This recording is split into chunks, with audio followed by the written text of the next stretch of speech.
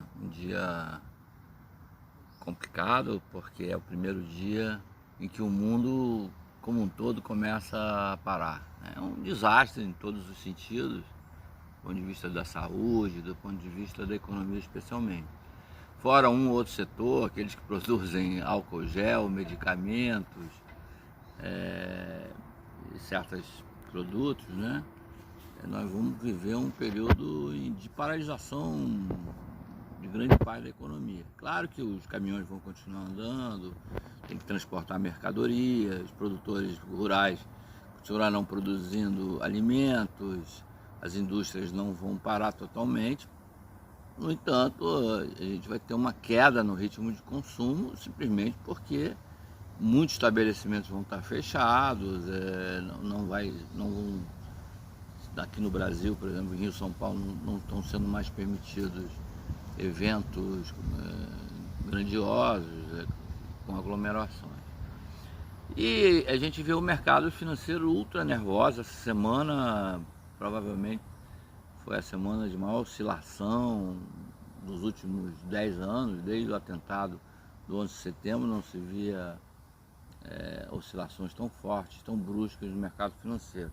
A Bolsa Brasileira, a Bovespa, a B3, saiu de quase 100 mil pontos, chegou a cair a 68 mil pontos e fechou a semana em 82 mil pontos. Quer dizer, uma perda acumulada de 15% sobre uma perda da semana anterior. As pessoas estão pegando seus extratos bancários, os investimentos estão vendo ali encolher violentamente o que eles tinham. Por quê?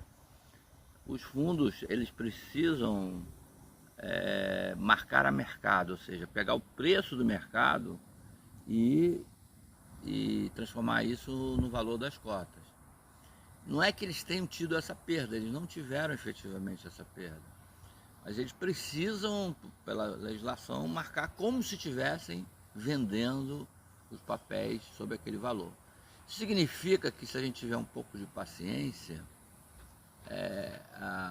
praticamente dentro de algum tempo, assim que a economia se normalizar, essa perda vai ser recuperada. Ninguém vai ficar com essa perda em definitivo. Claro que alguns papéis podem sofrer uma desvalorização, companhias aéreas, por exemplo, vão sofrer muito, então esses papéis não vão voltar ao mesmo preço que estavam antes da crise do coronavírus. É interessante observar que os fundos de investimento, que são uma forma interessantíssima de aplicação financeira, porque você junta muita gente, né, sob o mesmo administrador, você reduz o custo da administração e com um valor maior de dinheiro na mão, você pode diversificar as aplicações, o que dificilmente um investidor de pequeno e médio porte conseguiria.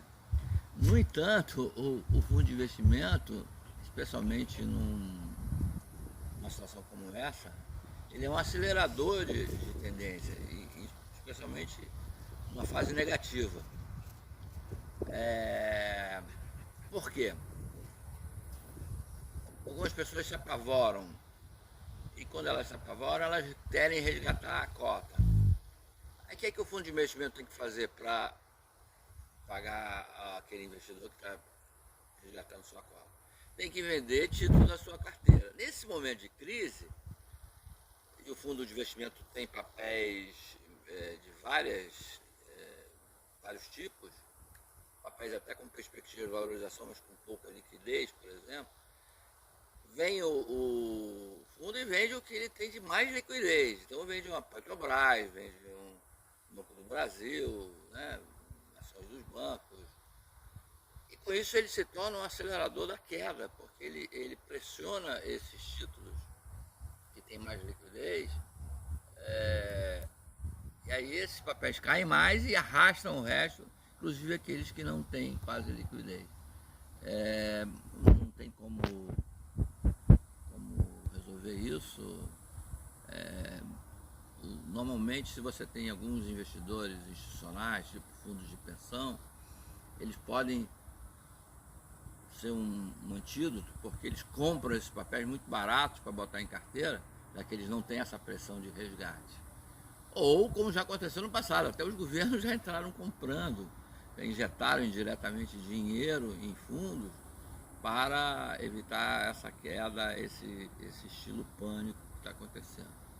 Então, o que a gente está percebendo é que essa é uma crise que, se for controlada, como ao que tudo indica vai ser, pelo mundo, né? O mundo acordou, assim como a China acordou, agora a Europa acordou, os Estados Unidos, aqui na América do Sul, no Brasil, fazer um blitzkrieg contra o coronavírus, né? Você paralisa a economia durante 15 dias, mas você interrompe esse processo o mais rápido possível.